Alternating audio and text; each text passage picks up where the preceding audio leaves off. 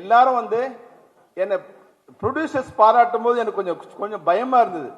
ஏன்னா எங்க Pepsi meeting நடக்கும் போதே சொல்லுவாங்க, சார் நீங்க பெப்சி பிரசிடென்ட் மாதிரி இல்ல, ப்ரொடியூசர் கவுன்சில் பிரசிடென்ட் மாதிரி பேசிட்டு இருக்கீங்கன்னு. நீங்க வேற என்ன ஏதாவது பாராட்டினீங்கன்னா எங்க ஆளுங்க நினைப்பாங்க, அடடா இது உண்மைதான் போலது அப்படின்னு. அதனால வந்து நான் வந்து என்ன என்னோட மனைவி சொன்ன மாதிரி ஒரு 30-35 வருஷம் ஆச்சு நான் வரும்போது.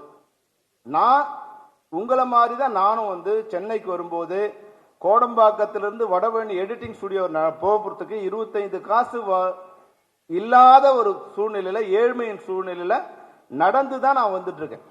கோடம்பாக்கம் ஸ்டேஷன்ல இறங்கினா வடபழனி வந்து வாகினி ஸ்டுடியோல எங்களோட எடிட்டிங் ரூம், அதுக்கு பெரும்பாலும் நான் நடந்துதான் வந்திருக்கேன். ஆனா இன்னைக்கு ஒரு வசதியோட, நல்ல குடும்பத்தோட, சொசைட்டில மரியாதையோட, உங்க எல்லாரோட அன்பை பெற்றவனா இருக்குன்னா அதுக்கு காரணம் என்னோட உழைப்பு மட்டும் இல்ல, என்னோட பணிபுரிந்த அனைத்து தொழிலாளர்களும் தான் இதுக்கு காரணங்கள் தான் நான் வந்து நெஞ்ச முழுக்க நான் வந்து உணர்ந்திருக்கேன். அப்போ என்னால் ஆன ஏதாவது ஒரு உதவி, என்ன உதவி பண்ணலாம்? அப்ப இவங்களை வந்து எஜுகேட் பண்ணும். ஏன்னா சினிமா வந்து மாறிட்டே இருக்கு. மாறுகின்ற சினிமாவுக்கு நம்ம மாத்திக்கலன்னா சினிமா நம்மளை புறம் தள்ளிட்டு போயிட்டே இருக்கும். பிலிம்ல இருந்தது, பிலிம்ல இருக்கும்போது அது வந்து டிஜிட்டல் மாறுது. அப்ப நிறைய என் கூட பணிபுரிஞ்சவங்களுக்கு சொல்றேன், டிஜிட்டல் ஒர்க் பண்ணும். என்னோட எடிட்டர் எது சங்கர் அவர் இப்ப இல்ல, அவன்கிட்ட சொல்றேன், டேய் டிஜிட்டல் இது பண்றான். செல்லமணி அதெல்லாம் வேண்டாம், ஒரு அசிஸ்டன்ட் வச்சுக்கலாம். காலம் மாறும்போது டிஜிட்டல் மொத்தமா வந்து அவனை ஓரம் கட்டிடுச்சு. நான் அசோக் மேத்தால இருக்காங்க, அசோக் மேத்தா என் கூட ஒர்க் பண்ணும்போது அவர் டிஜிட்டல்ல கன்வெர்ட் ஆகிறாரு. அவர் எனக்கு ஐடியா கொடுக்குறாரு, செல்லமணி நம்ம வந்து டிஜிட்டல் கன்வெர்ட் ஆகலான்னு. நான் தான் 2வது படம் இந்த டிஜிட்டல்ல தமிழ் சினிமாவில் வந்து எடிட்டிங் பண்ண 2வது படம் என்னோட படம் தான். அவருக்கு அது எடிட்டர். அப்போ நானும் அவரும் அதுல கன்வெர்ட் ஆகலைன்னா அங்கிருந்து நாங்க காணாம போயிருப்போம். அப்போ முதல்ல வந்து தெருக்கூத்தா இருந்த சினிமா மேடை நாடகமா மாறுச்சு. அப்ப தெருக்கூத்து வந்து கொஞ்சம் காணாம போயிடுச்சு. மேடை நாடகமா இருந்த சினிமா, மேடை நாடகமா இருந்த கலை வந்து மறுபடியும் சினிமாவை மாறும்போது ரெகுலரா வந்து எவ்வரி சாட்டர்டே சண்டேல வந்து டிராமா போட்டிருந்த இதெல்லாம் காணாம போயிட்டாங்க, சினிமா வர ஆரம்பிச்சது. ஆனா அதே நடிகர்கள் தான் இருக்காங்க, மேடையில நடிச்ச நடிகர்கள் தான் இருக்காங்க. அன்னைக்கு 4 யூனியனா இருந்தது, 24 யூனியன் தேவைப்பட்டுச்சு. இன்னைக்கு இப்ப 24 யூனியனா வந்துட்டு இருக்கும். இப்போ அடுத்த ஸ்டேஜுக்கு சினிமா வந்திருக்கு. இதுல யாரும் இல்லாமலும் படம் எடுக்கலாம், எல்லாரும் வச்சுக்கிட்டு படம் எடுக்கலாம். அடுத்த லெவலுக்கு நம்மளை எல்லாரும் நம்ம தயார்படுத்திக்கணும். இன்னைக்கு உலகத்துல ரொம்ப டிமாண்ட் எது தெரியுங்களா? பணம் இல்ல, தொழிலாளி தான். இன்னைக்கு உலகத்துல ரொம்ப டிமாண்டா இருக்கும் தொழிலாளி தான். அந்த உண்மை நமக்கு தெரியல. முதல்ல அந்த உண்மை நம்ம தெரிஞ்சுக்கணும், நாம எவ்வளவு முக்கியமானவங்க.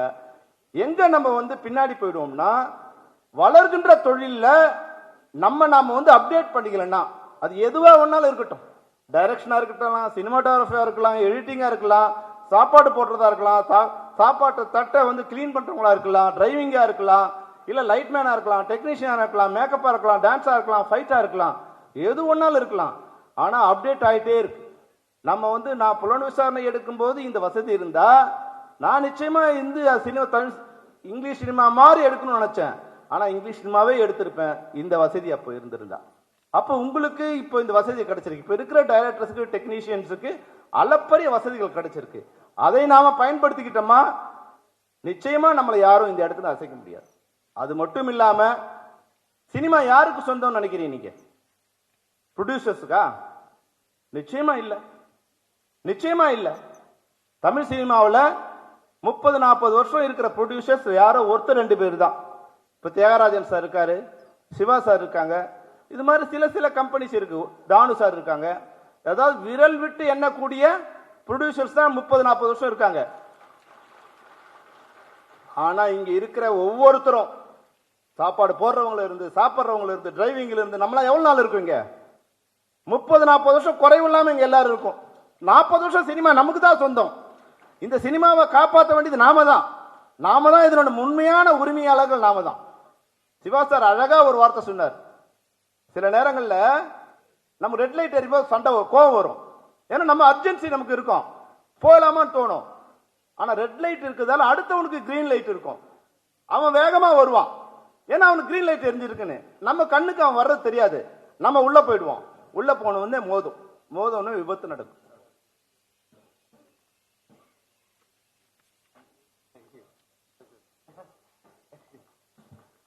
சகோதரர் விஷால் அவர்களுக்கு பெப்சியின் சார்பில் எங்களுடைய மனமார்ந்த நன்றிகளை தெரிவிச்சிருக்கோம்.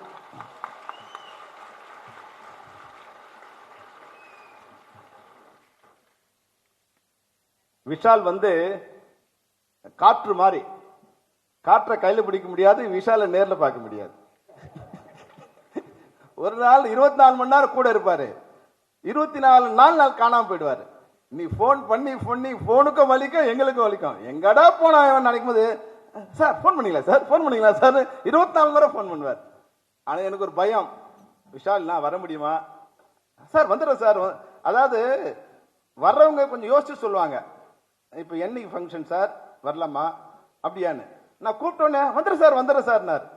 அப்பவே எனக்கு டவுட், வருவாரா மாட்டாரா, யோசிக்காம சொன்னாரு அப்படின்னு பயத்துக்கிட்டே கேட்டேன். விஷால் நான் நேம் போட போறேன் இன்விடேஷன். இல்ல சார் நான் டெஃபினட்டா வந்துடுறேன்னாரு.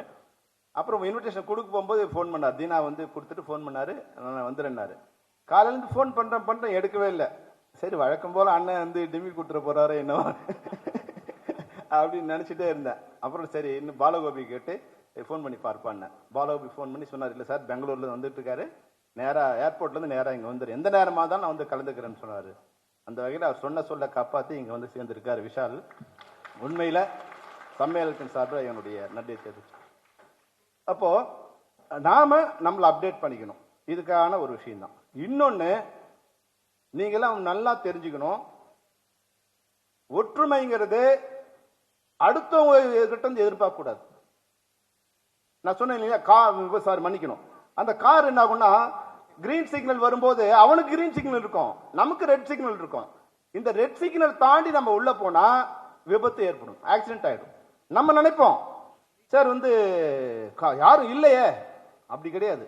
அதுக்கான நெறிமுறைகள் இருக்கு, அதுக்கான விதிமுறைகள் இருக்கு. அந்த விதியை யார் மாத்தினாலும் யார் மீறினாலும் அந்த விபத்து ஏற்படதான் செய்யும். அது 2 பேரையும் பாதிக்கும். ஆக்சிடென்ட் ஆச்சுன்னா கரெக்ட் தப்பா ஓட்டவங்க மட்டும் கால் உடையாது, சரியா வந்தவங்க காலம் உடையும். அவன் நினைக்கிறான் என்ன நான் சரியா தானே போனேன்னு, நீ சரியா தானே போன, ஆனா வந்தவன் தப்பா வந்தாலும் அப்படிதான் நடந்தது. அப்போ நாம தப்பு பண்றது மட்டும் இல்ல, எதிராளியும் தப்பு பண்ணக்கூடாது. அது மாதிரியான இருந்தாதான் விபத்து நேராம இருக்கும். இன்னைக்கு தமிழ் சினிமாவில் ஒரு விபத்து நடக்கக்கூடிய ஒரு வாய்ப்பு இருக்கு. அதை தயவு செய்து நாமளும் கேட்டுட்டே இருக்கும். நான் பல மேடைகளில் நான் சொல்லியிருக்கேன், என்ன பிரச்சனை, உங்க பிரச்சனை எங்களுக்கு சொல்லுங்க, எங்க சைட்ல ஏதாவது தவறு இருந்தா நாங்க அதை திருத்திக்கிறோம். பெப்சியோட சைட்ல இல்ல என்னோட தனிப்பட்ட முறையில் உங்ககிட்ட பேசும்போது தவறோ இல்ல செயல்முறையில் தவறோ இருந்தா சொல்லிங்க, மாத்திக்கலாம். ஏன்னா 50 வருஷமா ஒரே குடும்பமா இணைந்து வாழ்ந்திருக்கும். சில நேரம் சின்ன சின்ன பிரச்சனை வந்திருக்கும். அப்படின்னா இது வரைக்கும் எந்த பதிலுமே இல்லை. அப்ப பதில் இல்லாம எனக்கு சம்பளம் இல்லாம ஒரு கூலிக்காரன் கிடைப்பான் நீ நினைச்சினா, இன்னைக்கு சம்பளம் இல்லாம கூலிக்காரனா கொஞ்சம் பேர் வரலாம், ஆனா நாளைக்கு நீ அவன் சம்பளம் கொடுத்து தானே ஆகணும். ஏற்கனவே ஆர்கனைஸ்டா இருக்கிற ஒரு படையோட ஒரு சின்ன கருத்து வேற்றுமையும் இல்ல கருத்து வேறுபாடா இருக்கும்போது அதை சரி செய்யாம, அமைப்பே இல்லாம, ஒழுங்கே இல்லாம ஒரு படையோட நீ போரிட்டினா என்ன நடக்கும்? அது விபத்து தான் நடக்கும். அது நம்மளையும் கொஞ்சம் பாதிக்கும். உங்களுக்கு தெரியும், ஏற்கனவே ராதாரவி சார் சொல்லும்போது சொன்னாரு, ஏற்கனவே 97ல ஒரு பிரச்சனை வந்தது. அப்போ எங்களுக்கும் பெப்சிக்குமே பிரச்சனை வந்தது. நான் பெப்சி பேசும்போது சொன்னேன், ஐயோ நீ கூட பெப்சி தானே நின்னாரு. ஆமா சார், அன்னைக்கு பிரச்சனைன்னு ஒன்று வந்தது. அந்த பிரச்சனை வரும்போது அதை பேசி தீர்க்க ட்ரை பண்ண முடியல. அப்ப சண்டை வந்தது. சண்டைக்கு அப்புறம் சமாதானமாய் பேச்சுவார்த்தை சேர்த்து எல்லாரும் ஒன்று சேர்த்து ஒரே குடும்பமாய் இன்னைக்கு 30 வருஷமா நாங்க ஒரே குடும்பம் டிராவல் பண்ணிட்டு இருக்கோம். இப்ப வரும்போது என்ன பிரச்சனை, நமக்குள்ள என்ன பிரச்சனைன்னு சொன்னாதானே தீர்க்க முடியும். நான் பெப்சி பிரசிடண்டா வந்தபோது இப்ப என் மேல நிறைய பேர் நீங்க சொன்னீங்க, என் மேல கொஞ்சம் பேருக்கு வருத்தம் கூட இருக்கும். சம்மேளனத்தில் இருக்கிற சங்கங்கள்ல சிலருக்கு என் மேல வருத்தம் கூட இருக்கும். என்ன இது மாதிரி அமைதியா இருக்காங்களே, எந்த எதிர்ப்பும் இல்லாம இருக்காங்களே. என்னுடைய எக்ஸ்பீரியன்ஸ்ல 97ல இது மாதிரி ஒரு பெரிய சண்டை நடக்குது. நான் கூட அதுல ஒரு பார்ட்டியா இருக்கேன். பார்ட்டியா வரும்போது சின்ன ஒரு மாசம் அப்படியே நடந்துட்டே இருக்கு. அப்ப அரசாங்கம் தலையெடுத்து முடியல வருது. அப்ப ரெண்டா பிரிகிற ஒரு சூழ்நிலை வரும்போது இப்போ ரஜினி சாரு, கமல் சாரு இவங்கெல்லாம் பாலச்சந்திர சார்ட்ட பேசி சார் என்ன பிரச்சனை, ஏன் சார் வந்து ஒரு அமைதியின்மை இருக்க ஏன்? அப்போ வந்து பாலச்சந்தர் சார் ஒரு கண்டிஷன் சொன்னார். என்னன்னா, பெப்சியோட தலைமை வந்து மன்னிப்பு கேட்கணும், எங்களை அவமானப்படுத்திட்டாங்க, எங்களை மன்னிப்பு கேட்கணும், அப்படின்னா பிரச்சனை முடிஞ்சிடுச்சு அப்படின்னு சொல்லி. சரி ஓகேன்னு அதுக்காக இப்போ ஃபில்ம் இன்ஸ்டியூட்ல இப்போ டைடல் பார்க்கிற இடத்துல அப்போ வந்து காட்டேஜஸ் இருந்தது. ஃபிலிம் இன்ஸ்டியூட் சார்பாக காட்டேஜ், ஃபிலிம் நகர் சார்பாக காட்டேஜ் இருந்தது. அதில் வந்து ஒரு பேச்சுவார்த்தைக்கு தயார் பண்ணி சம்மேளனத்தின் சார்பில் பெப்சி விஜயன், அதனோட நிர்வாகிகள் அவங்களாம் வந்திருந்தாங்க, ஒரு 5 பேர். நடுநிலைமை வகிக்கிற கமல் சார், ரஜினி, சத்யராஜ், பிரபு, கார்த்திக், இவங்க 5 பேர் வந்து எங்களுக்கு ஒன்று சேர்க்கிற ஒரு இதுவா. எங்க சைடில் வந்து பாலச்சந்தர் சார், பாரதி ராஜா, நான், வி சேகர், பாலு மகேந்திரா, யார்கண்ணன், இவங்க பேச்சுவார்த்தை நடந்துட்டு எல்லாம் பேசி முடியும் போது எல்லாம் ஒரு சுமூகமான நிலைக்கு வந்தது. வரும்போது ஒரே ஒரு வந்து பாலச்சந்தர் சொன்னாரு, சார் எல்லாம் சுமூகமாயிடுச்சு, விஜயன் வந்து ஒரு சாரி சொன்னா ஓகே சார். உடனே விஜயன் சார் வந்து ரொம்ப ரிவோல்ட் ஆயிட்டு நோ நோ நோ, நான் சொல்லல ஓகே சார், நான் சொன்னா மெம்பர்ஸ்லாம் தீ குளிச்சிருவாங்க அப்படின்னு. அங்க அப்படியே பிரேக் ஆயிடுச்சு. உடனே ரஜினி சார் சொல்றாரு நோ, அவர் ரஜினி சார் கோவம் வந்துருச்சு. அப்படியா, ஓகே, நீங்க இனிமே நாங்க ஒன்றும் பண்ண முடியாது பாரதி, நீங்க உங்களால் முடிச்சு அப்படின்னு அது பிரேக் ஆயிடுச்சு. இது ஒரு சம்பவம். அடுத்த ஒரு சம்பவம் நடக்கும்போது நாங்களும் நடத்துறோம். இப்போ அது போல ஆண்டாள் தேட்டரில் நடந்து அதுக்கு முதல் நாள் ஒரு மீட்டிங் நடக்குது.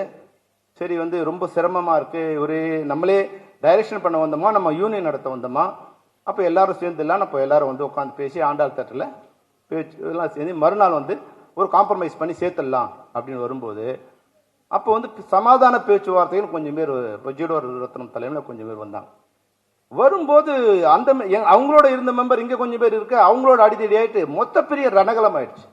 பாலச்சந்தர் சார்லாம் ஓடி வந்து பாத்ரூம்ல இருக்க மாதிரி ஆயிடுச்சு. அப்பதான் ராதாரவி சார் பாண்டிக்கு வந்து நின்று எல்லாரையும் வந்து சேவ் பண்ண முடிச்சு. அப்ப என்ன ஆயிடுச்சு, மறுநாள் வந்து பாத்தீங்கன்னா அது வரைக்கும் 10 பேர் 20 பேர் இருந்த டைரக்டர்ஸ் மறுநாள் வந்து 300 பேர் 400 பேர் வந்து இறங்கிட்டாங்க. இனிமே நோ மோர் காம்ப்ரமைஸ். இது ரெண்டும் வந்து என்னோட எக்ஸ்பீரியன்ஸ் நான் நேரடியாக சந்திச்சு. அப்போ அந்த தவற நம்ம பண்ணக்கூடாது. அன்னைக்கு வயலன்ஸ் இல்லாம இருந்தா சாதாரணமா போயிருக்கும், ஜாயின் பண்ணக்கூடாது. 2 வருஷம் எல்லாரும் சிரமப்பட்டு இந்த சைட்ல சிரமம் அந்த சைட்ல சிரமம், அப்போ வந்து இது இல்லாம போயிருக்கும் அப்படின்னு. அப்போ ஒண்ணு, நான் தப்பு பண்ணனா சாரி சார், என்ன தப்பு சாரி, நான் ரெடி. ஏன்னா நான் இல்ல, என் பின்னாடி 25,000 தொழிலாளர் இருக்காங்க. இந்த 25,000 தொழிலாளர் வாழ்க்கை பெருசா என் ஈகோ பெருசான்னா என்னை பொறுத்த வரைக்கும் அவங்களோட வாழ்க்கை தான் எனக்கு பெருசு. அதனால நான் தப்பு பண்ணிருந்தா சாரி சார், ஓகே, இந்த பிரச்சனை முடிஞ்சிடும். நெக்ஸ்ட் நம்ம மெம்பர்ஸ் வந்து சார் அங்க ஷூட்டிங் நடக்குது, இவங்க எல்லாம் பண்றாங்க, அங்க ஆரம்பிச்சிட்டாங்க, நம்ம போனோம், நம்ம போலாம். நம்ம போகும்போது நம்மளோட வர்றவங்க யாராவது அன்னைக்கு ஆண்டாள் தட்டில் நடந்த மாதிரி யாராவது அடிச்சாங்கன்னா இல்ல தகராறு நடந்துச்சுன்னா அது ஒரு வன்முறையை தூண்டி மறுபடியும் ஒரு பெரிய பிளவு ஏற்பட்டு அது மறுபடியும் ரணகலம் ஆகக்கூடாது அப்படிங்கிறதுக்காக எல்லாரையும் பொறுமை காத்து வேண்டாம் வேண்டாம் அது சரியாகாது, நம்ம பேசி முடிச்சுக்கலாம் அப்படின்னு வந்து எல்லாரையும் சொல்லி காம்ப்ரமைஸ் பண்ணி வந்துடும்.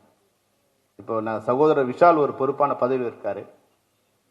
இப்போ நீங்க ஒரு நடுநிலைமையான இடத்துல இருக்கீங்க, எங்க 2 பேருக்கும் தகராறு, எங்களுக்கு சைலன்ஸ் ப்ளீஸ், ஏன்னா எங்களோட வாழ்க்கையை பத்தியான நிகழ்ச்சி, எல்லாரும் ப்ளீஸ் சைலன்ஸ்.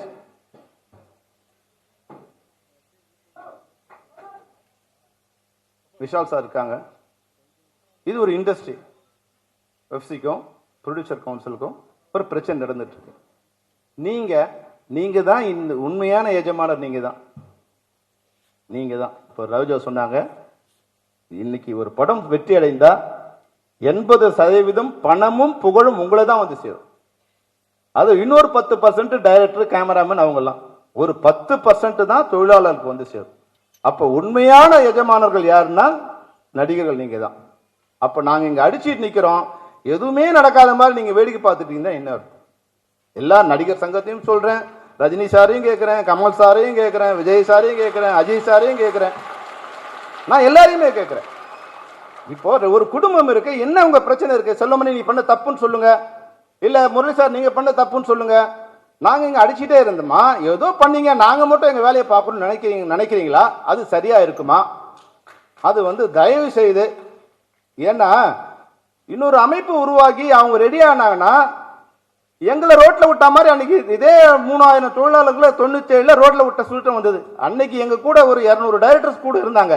கூட இருந்ததால அந்த 3000 பேரை ஒரு யூனியன்லயும் நாங்க வந்து பேசி காம்ப்ரமைஸ் பண்ணி கன்வின்ஸ் பண்ணி அவங்கள வந்து மறுபடியும் கொண்டு வந்து சேர்த்தோம். இன்னைக்கு எந்த டைரக்டர் கூட இருக்காங்க? யார் இருக்காங்க உங்க கூட? அன்னைக்கு வந்து ஒரு தொழிலாளர் பிரிவுக்குள்ள ஒரு மோதல் வந்தது. அன்னைக்கு வந்து டைரக்டர்ஸ் யூனியன், கேமராமேன் யூனியன், இவங்கெல்லாம் வந்து ஒரு அணியா இருந்து செயல்பட்டாங்க. இப்ப 23 ஒர்க் பண்ற யூனியன்ல இருக்கிற யார் இதை ஏத்து போராடுறாங்க? எந்த சங்கம் இங்க வெளியே நிக்குது? நீங்க ஊர் பேர் தெரியாதவங்க எல்லாம் விஸ்காம் படிச்சா ரோட்ல நின்னா யாரெல்லாம் இங்க இருக்கிறவங்க கூப்பிட்டு நீங்க தலைமையா இருக்கவா? இது உன்னோட வேலையா? தயாரிப்பாளர் சங்கம் அவர்களுடைய சங்கத்தை ஒழுங்கா நடத்தி இருந்தாங்கன்னா இந்த பிரச்சனை ஏன் வருது? நீ வந்து எங்க சங்கத்தை நடத்த வர? உங்க வீட்டை நீ ஒழுங்கா பண்ணிருந்தீங்கன்னா எங்க குடும்பத்துல ஏன் இந்த பிரச்சனை வருது? எங்க குடும்பத்தை வந்து நீங்க பிரிஞ்சிருக்கீங்க. தயாரிப்பாளர்கள் ஒன்றிணைத்து இருந்தா இந்த இண்டஸ்ட்ரி அவங்க கண்ட்ரோல் இருக்கும். அவங்க பிரிஞ்சு இருக்கிறதால நாங்க ஒன்னா இருக்கிறத பார்த்து உங்களுக்கு கோபம் வருது. அப்ப எங்களை பிரிக்க நினைக்கிறீங்க. இது சரியா? இது சரியா? நீங்க சொல்லுங்க. எங்க தவறு என்ன இருக்குன்னு சொல்லுங்க. ஆனா ஒரு கட்டம் வரைக்கும் தான் இதெல்லாம் பொறுத்துக்க முடியும். வாழ்க்கைக்கும் வயிற்றுக்கும் பிரச்சனை வருதுன்னா அங்க சட்டமும் செல்லாது, நீதியும் செல்லாது. பசிதான் ஜெயிக்கும். அது ஒரு அளவு வரைக்கும் தான். நாங்க எத்தனை தடவை சொல்றது? நாங்க எங்க என்ன தப்புன்னா இன்னைக்கு எங்க மேல கேஸ், நாங்க அங்க அடிச்சாங்கன்னு என்ன ஒரு பொய்யான தகவலோட ஒரு நீதிமன்றத்துக்கு போறீங்க. இதெல்லாம் சரியா? தயாரிப்பாளர் சங்கத்தில் நிர்வாகிகள் கேட்கிறோம், இது சரியா? யார் அடிச்சாங்க? ஒரு பொய் கம்ப்ளைண்ட் எடுத்துக்கிட்டு போய் கொடுத்து அதை ஒரு கேஸ் ஆக்கி இன்னைக்கு நீதிமன்றத்தில் வந்து நான் எங்களுக்கு சம்மன் வந்திருக்கு, நீங்க வரணும். ஒரு இடத்துல ஒரு தகராறு இருந்ததா? அப்போ ஏதோ ஒரு பேப்பரை ரெடி பண்ணி என்னதான் பிரச்சனைன்னு தெரியாம நீங்க வந்து எங்களை மாறி மாறி பண்ணிட்டே இருந்தா என்னன்னா, நான் மறுபடியும் பேசி அதை வார்த்தைகளால் பேசி யாரையும் காயப்படுத்த கூடாதுன்னு நினைக்கிறேன். ஆனா நீங்க எங்களை கொல்லணும்னு நினைச்சு முடிவு எடுத்துட்டீங்கன்னா அது சரியா இருக்காது. மறுபடியும் நாங்க சொல்றேன், விஷால் சாருக்கு சொல்றேன், நீங்க நடிகர் சங்க பொதுச் செயலாளராக இருக்கீங்க. பெப்சியோட தப்பு இது, நீங்க தப்புன்னு நீங்க சொல்லுங்க சார், நாங்க சரி பண்ணிக்கிறோம். அது மாதிரி வந்து தயாரிப்பாளர் சங்கத்தினு சொல்றேன். இல்ல தயாரிப்பு அரசுக்கும் நான் முதல்வருக்கும் கடிதம் எழுதி உள்ளேன்.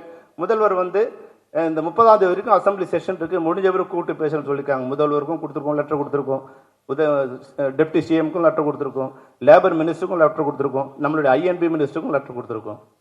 இங்க என்ன பிரச்சனை இருக்கு? இந்த பிரச்சனையை தீர்த்து சுமூகமா வைங்க. பிரச்சனை வந்து வேற பிரச்சனை இருக்கும்போது, நம்ம வீட்டுல பிரச்சனை இருக்கும்போது பக்கத்து வீட்டுக்காரங்கிட்ட சண்டை போட்டு நம்ம வீட்டை ஒன்னாக்க நினைக்கிறது. நம்ம வீட்டில் இருக்கிற பிரச்சனையை சரி பண்ணீங்கன்னா பக்கத்து வீட்டுக்காரனை திட்ட வேண்டிய அவசியம் இல்லை, சண்டை போட வேண்டிய அவசியம் இல்லை. அதனால தயவு செய்து தயாரிப்பாளர் சங்கத்துக்கு இந்த மே தினத்தின் மூலம் ஒரு வேண்டுகோளையும், யாரையும் காயப்படுத்தாமல் இருக்கிறோம். எங்க மீது பொய்யான குற்றச்சாட்டுகளை, பொய்யான தகவல்களோட வழக்கு போடுறத, போலீஸ்ல கம்ப்ளைண்ட் கொடுக்குறது, இதெல்லாம் நிறுத்திட்டு உங்களுடைய உண்மையான பிரச்சனையோடு வாங்க. எங்க பிரச்சனையை நாங்க சரி பண்ண தயாரா இருக்கோம். அதை மீறி எங்க வாழ்க்கைய நீங்க அழிக்கணும்னு நினைச்சீங்கன்னா, நான் அழியும் போது யார் அழிஞ்சா என்ன அப்படிங்கிற நிலைமை வந்துடும். இதுதான் நடக்கும். தண்ணி போகுது, 1 அடி போகுது, 2 அடி போகுது, 3 அடி போகுது, நான் வந்து இதுவரைக்கும் நிக்குது, நான் எக்கி நிக்கிறேன். ஏன்னா நான் மூச்சு விடணும் இல்லையா? மேலே போகும்போது நான் என்ன பண்ணும்? கை கால நான் வந்து ஆட்ட தான் செய்யணும். ஏன்னா அப்பதான் நான் மேலே வர முடியும். இதுதான். அப்போ தொழிலாளருக்கு வந்து இங்க 25,000 பேர் இருக்காங்க. உங்களோட வந்து 50 வருஷமா உங்களோட பணிபுரிஞ்சிருக்காங்க. பல கோடிகளை நீங்க எங்களுக்கு தர வேண்டியிருக்கு. பல கோடிகள் தயாரிப்பாளர் சங்கம் உட்பட, தயாரிப்பாளர் சங்கமே எங்களுக்கு பாக்கி இருக்கு. அதுல இருக்கிற உறுப்பினர்கள் பாக்கி இருக்காங்க. இதையெல்லாம் கொடுத்து நாங்க பணம் கொடுக்கலன்னு சொல்ல, 80% எங்களுக்கு சம்பளம் வந்திருக்கு. 20% அப்படி எப்படி நாங்க அட்ஜஸ்ட் பண்ணி, எத்தனை தடவை படம் ரிலீஸ் ஆகும்போது எங்களை பேச்சுவார்த்தை பண்ணி எங்ககிட்ட வந்து நீங்க காம்ப்ரமைஸ் பண்ணி எங்களோட சம்பளத்தை, இது வரைக்கும் வராத செக்குகள் எங்கிட்ட இருக்கு. வந்த செக்குகள் என்ன பல கோடி இருக்கு, வராத செக்குக்கும் சில கோடி இருக்கு. அப்ப நாங்க 1 கோடி எங்ககிட்ட செக்கு இருக்கும்போது நீங்க 10,000 தொழிலாளர்களுடைய உழைப்பு அங்க வந்து பணம் கொடுக்கப்படாம இருக்கணும். அது 1 கோடி இல்ல. இப்ப விஷால் சார் 5 கோடி விட்டு கொடுத்தாருன்னா ஒரு படத்துல அவர் வாங்குற சம்பளத்துல ஒரு பங்கு. ஆனா நாங்க 1 கோடி விட்டு கொடுக்கறோம்னா 10,000 தொழிலாளர்கள் 1000 ரூபாய் விட்டு கொடுக்குறாங்க. அதை நீங்க உணர்ந்துக்கணும். 1 கோடி அங்க இல்ல, 10,000 தொழிலாளர்கள் அங்க. அப்போ இதையெல்லாம் உங்களுக்கு அட்ஜஸ்ட் பண்ணி நாங்க வந்துகிட்டு இருக்கோம். மறுபடியும் நீங்க பிரச்சனையை வந்து சரி பண்ணாம அது மறுபடியும் கீறி கீறி புண்ணாக்குனீங்கன்னா அது சரியா வராது. அதுபோல இப்போ நம்ம கிட்ட இருக்கவங்க கூட கொஞ்சம் பேருக்கு என் மேல வருத்தம் இருக்கு, சில யூனியன்ல என் மேல கொஞ்சம் வருத்தம் இருக்கு. அதை நான் என்ன நினைக்கிறேன்னா, எங்க அப்பா என்ன திட்டிகிட்டே இருப்பார், என்ன அடிச்சுட்டே இருப்பார். ஆனா எங்க அப்பா இறந்த பிறகுதான் எங்க அப்பாவோட அருமை எனக்கு தெரிஞ்சது. எங்க அப்பா அடிச்ச ஒரு அடியும் தான் நான் இந்த மேடையில் நிற்கிறதுக்கு உண்டான காரணம் அப்படின்னு நான் உணர்ந்துகிட்டேன். அது போல என் மேல வருத்தத்தில் இருக்க கொஞ்சம் சோழால் நீங்க உணர்ந்துப்பீங்க. நிச்சயமா நான் இல்லாத காலகட்டத்தில் செல்வமணின்னு ஒருத்தர் இருந்து நமக்கு வாழ்க்கை சரி பண்ணா நீங்க எல்லாரும் உணர்வீங்க. அதை நான் இருந்து பார்க்கணும்னு நான் ஆசைப்படுறேன், அவ்வளவுதான். இந்த பிஎஃப் இஎஸ்ஐங்கிறது சாதாரண விஷயம் இல்லை, உங்களுக்கு தெரியாது. இதுக்காக 3 வருஷம் போராடி இருக்கும், 3 வருஷம் போராடி இருக்கும். ஒரு முறையும் ரிஜெக்ட் சாரை வேணா கேட்டுப்பாரு, இஎஸ்ஐல இருக்காரு. எல்லாரும் டவுட், இது எப்படி நடக்கும். எல்லா நேரத்திலையும் வந்து ஃபெயிலியர் 3 வருஷமா எல்லாமே நடக்கல. அப்போ வந்து உண்மையா வந்து இந்த நேரத்தில் நம்ம சென்ட்ரல் மினிஸ்டர் எல் முருகன் சாருக்கு நான் நன்றி சொல்ல விரும்புகிறேன். ஏன்னா அவர் வந்து சென்ட்ரல் இருக்கிற லேபர் மினிஸ்டர் அவங்க அஃபீஷியல்ஸ் வர சொல்லி இது எப்படி பண்ணா இவங்களுக்கு வரும். ஏன்னா நம்மளோட ஒரே மைனஸ் என்னன்னா, இன்னைக்கு வந்து இவர் ப்ரொடியூசர், நாளைக்கு அவர் ப்ரொடியூசர், நாளைக்கு அவர் ப்ரொடியூசர். அப்போ யாரு பெர்மனண்டான எம்ப்ளாயரே இல்லாம நீ எப்படி இது பண்ணுவோம், எம்ப்ளாயி இஎஸ்ஐ எப்படி கட்ட முடியும்? அப்போ நமக்கு நாமே முதலாளி, நமக்கு நாமே தொழிலாளி அப்படிங்கிற ஒரு அமைப்பு தான் ஃபெஸ்ராங்கிறது. ஏதோ வெளியே இருக்கிற ஒரு பாடின்னு வந்து கொஞ்சம் பேருக்கு இப்போ வந்து ஒரு சின்ன டவுட் இருக்கு. ஃபெஸ்ராங்கிறது பெப்சியால்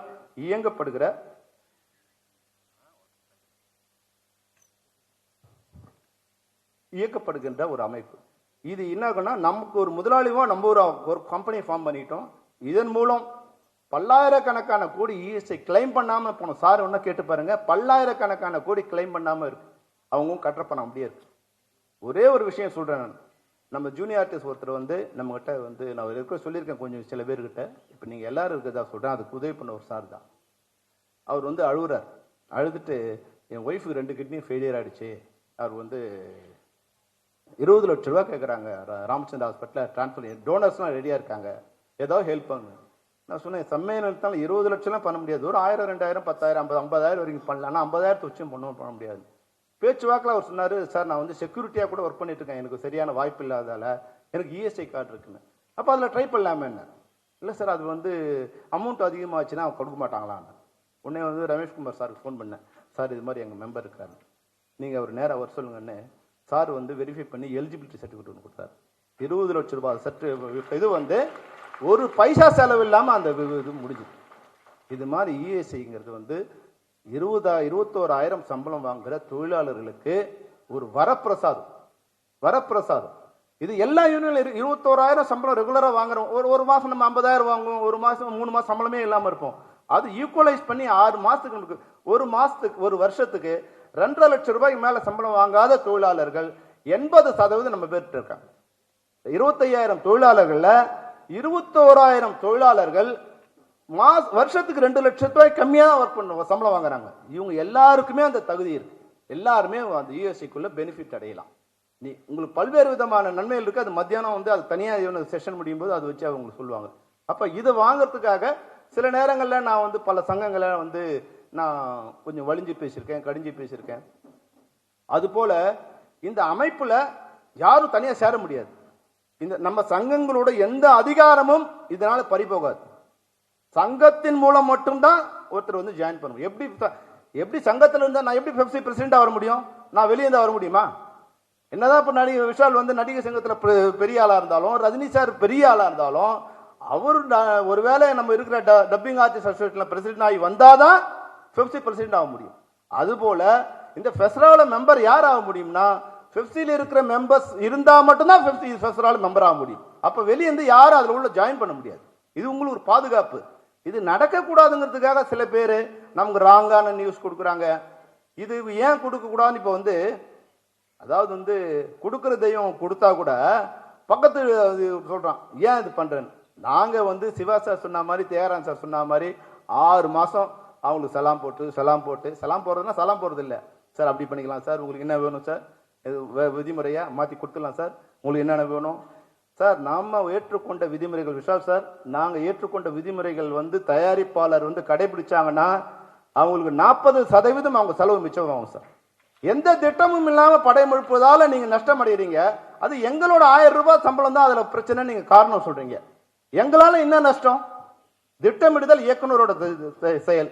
அதை இயக்குனர் சரியாக செயல் பண்ணி அந்த திட்டமிடுதலுக்கு தயாரிப்பாளர் சரியாக ஃபண்டிங் பண்ணி அதுக்கு சரியாக நடிகர்கள் அந்த நேரத்துக்கு வந்தாங்கன்னா இன்னைக்கு 1 கோடி ரூபாயில எடுக்கிற படம் 60 லட்சம் ரூபாயில முடியும் சார். 40 லட்சம் ரூபாய் அவங்களுக்கு லாபம் தயாரிப்பாளருக்கு. இது நாங்க ஒத்துக்கிட்டு இருக்கோம், சைன் பண்ணிருக்கோம் சார். என்ன தெரியுமா சைன் பண்ணிருக்கோம்? கொடுத்த பட்ஜெட்டை விட அதிகமாக போனால் எங்களுடைய சம்பளத்திலிருந்து பிடித்துக் கொள்ளலாம்னு டைரக்டர்ஸ் யூனியன் கையெழுத்து போட்டு கொடுத்துருக்காங்க சார். இது வரைக்கும் இந்த 100 வருஷம் சரித்திரம் நடந்திருக்கா? உங்க தயாரிப்பாளருக்கு இதை விட நாங்க என்ன சிறப்பு பண்ணணும்? நாங்க சொன்ன ரேட்ல படம் எடுத்து கொடுக்கிறோம், சொன்ன டைம்ல படம் எடுத்து கொடுக்கிறோம், சொன்ன பட்ஜெட்ல படம் எடுத்து கொடுக்கிறோம் நாங்க சொல்லியிருக்கோம். இஃப் அட் ஆல் ஆர்டிஸ்ட் நேரத்துக்கு வரணும், ப்ரொடியூசர் தனியான நேரத்துக்கு எல்லாத்தையும் ரெடி பண்ணி கொடுக்கணும். இதெல்லாம் நீங்க பண்ணாம எங்களை இது பண்ணாதீங்க. அப்போ நாம எல்லாரும் ஒன்று சேரும்போது உங்களுக்கு இன்னைக்கு இந்த நஷ்டம் 40 லட்சம் ரூபாய் குறையுது. தயாரிப்பாளர்களுக்கு ஒன்று நான் சொல்றேன், நீங்க 1 கோடி ரூபாயில படம் எடுக்கிறீங்க, எங்களுக்கு எவ்வளவு தெரியுமா சம்பளம் கொடுக்குறீங்க? எங்களுக்கு நான் சொல்றது தொழிலாளர்கள் நீங்க கொடுக்கறது 15 லட்சம் ரூபாய் சம்பளம் கொடுக்குறீங்க. 1 கோடி ரூபாயில் திரைப்படம் எடுக்கும் போது 15 லட்சம் ரூபாய் திரைப்படம் கொடுக்கும்.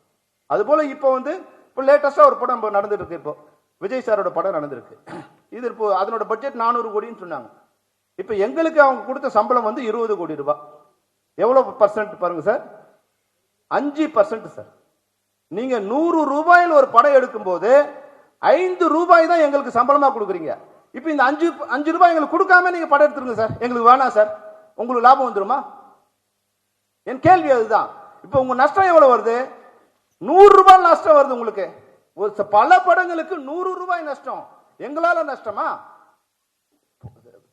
சரியான திட்டமிடுதல் இல்லாமலும் சரியான மார்க்கெட் பண்ண முடியாததாலும் சரியான ஒற்றுமை இல்லாததாலும் நம்ம படத்தை எல்லாம் ஃப்ரீயா இன்னைக்கு கொடுக்குறீங்க ஓடிடிக்கு. ஏன் அது சரி பண்ணி முறைப்படுத்தி கொடுக்க முடியல? நம்ம படம் ரிலீஸ் ஆகும்போது சரியான நேரத்தில் ரிலீஸ் ஆகுதா? சரியான திரையரங்கு ரிலீஸ் ஆகுதா? இன்னைக்கு 1 கோடி பேர் நம்ம படத்தை பாக்குறாங்க. ஒரு பாட்டுல 1 கோடி ரூபாய் பணம் வருது. அதையெல்லாம் தயாரிப்பாளருக்கு வருதா? அப்போ இதையெல்லாம் சரி பண்ணி தயாரிப்பாளர்களை நீங்களும் காப்பாத்தினீங்கன்னா, நடிகர்கள் தான் நான் சொன்ன 80% உங்களோட பொறுப்பு தான். ஏன்னா லாபத்தில் 80% நீங்கள் தான் வாங்கிக் கொள்கின்றீர்கள். உங்களுக்கு 80% உங்களுக்கு தான் பொறுப்பு இருக்கு. எங்க பொறுப்பு இல்ல, வந்தோம் மேக்கப் போட்டோம் நடிச்சோன்னு மட்டும் போயிடாதீங்க. நடிகர் சங்கமா நான் சொல்லல, நடிகராக கூட உங்களுக்கு அந்த பொறுப்பு இருக்கு. அதனால தயவு செய்து அந்த எல்லாரும் ஆன் டைம்ல வர்றது, சொன்ன பட்ஜெட்ல சொல்றது, சொன்ன தேதியை மாத்தாம எல்லாரும் டேட் கொடுக்குது. இயக்குனர் உட்பட, தயாரிப்பாளர் நடிகர் உட்பட எல்லாரும் உட்பட அந்த டைம் பங்க்சுவாலிட்டி நடந்ததுன்னா 40% நஷ்டம் தயாரிப்பாளர் குறையும். அப்போ இங்க வர தயாரிப்பாளர்லாம் எப்படி வராங்கன்னா, வெளியேந்து 100 பேரை நாங்க கூட்டு வரோம். டெய்லி ஒரு தயாரிப்பாளரை, ஒரு மேனேஜரோ, ஒரு அசிஸ்டன்டோ சரி பண்ணி கூட்டு வரான். அவன் அடுத்த வருஷம் செத்து போறான். மறுபடியும் இன்னொரு தயாரிப்பாளர் கூட்டு வரான். ஒரு வருஷமும் 200 தயாரிப்பாளர்கள் காணாம போகிறார்கள். புதுசா ஒரு 200 தயாரிப்பாளர் அவங்க தான் வாழ வச்சுக்கிட்டு இருக்காங்க. அப்ப நிலையா இந்த தயாரிப்பாளரை வாழ வைப்பதற்கு பெப்சி ஏதாவது ஒரு தடையா இருந்தா அந்த தடையை நாங்கள் 100% கலைந்து கொடுக்கிறோம் சொல்றோம். எங்களால ஒரு பிரச்சனை இல்லாம, எங்களால நஷ்டமா, எங்களால காலதாமதமா, எங்களால ஏதாவது குறையா, அனைத்து தொழிலாளர்கள் சார்பாக நான் உங்களுக்கு ஒரு உறுதியை கொடுக்கிறேன். அந்த எல்லா விஷாலுக்கு மட்டும் இல்லை சார், தியாகராஜன் சாருக்கு, சிவா சாருக்கு, எல்லாருக்கும் நான் சொல்றது என்னன்னா, இந்த உறுதியை சொல்றது என்னன்னா, எங்கள் தயாரிப்புல இருக்கிற தொழிலாளர்களோ தொழில்நுட்ப கலைஞர்களோ இவர்களால பிரச்சனை இருக்கு அப்படின்னா நாங்கள் அதை சரி செய்து தருகிறோம். எங்கள் மீது குறை சொல்லாதீர்கள், எங்கள் வாழ்வை அழிக்காதீர்கள். இதுதான் உங்க எல்லாருக்கும் நான் வைக்கிற வேண்டுகோள். தயவுசெய்து தப்பா பேசினா மன்னிச்சிடுங்க. நான் தப்பா பேசல. அது சில நேரம் உண்மை வலிக்கும், ஆனா பேச முடியாம இருக்க முடியாது. உண்மை நான் சொல்ல வேண்டிய கட்டாயத்தில் நான் இருக்கிறதால நான் சொல்றேன். நல்ல வேலையா நீங்க நான் பேசும்போது நீங்க வந்ததுக்கு ரொம்ப நன்றி. நீங்க உங்களுடைய முயற்சி, இப்போ இங்க இது வேண்டாம், முயற்சி பண்ணி இதை எப்படி சரி பண்ண முடியும் மட்டும் நீங்க தயவு செய்து யோசிக்கணும். மக்களே, thank you for overwhelming response. நம்ம G Square Aranya record breaking success of phase 1 sold out, அதுவும் வெறும் 56 hoursல. உங்களுக்காக இப்போ phase 2 is open now.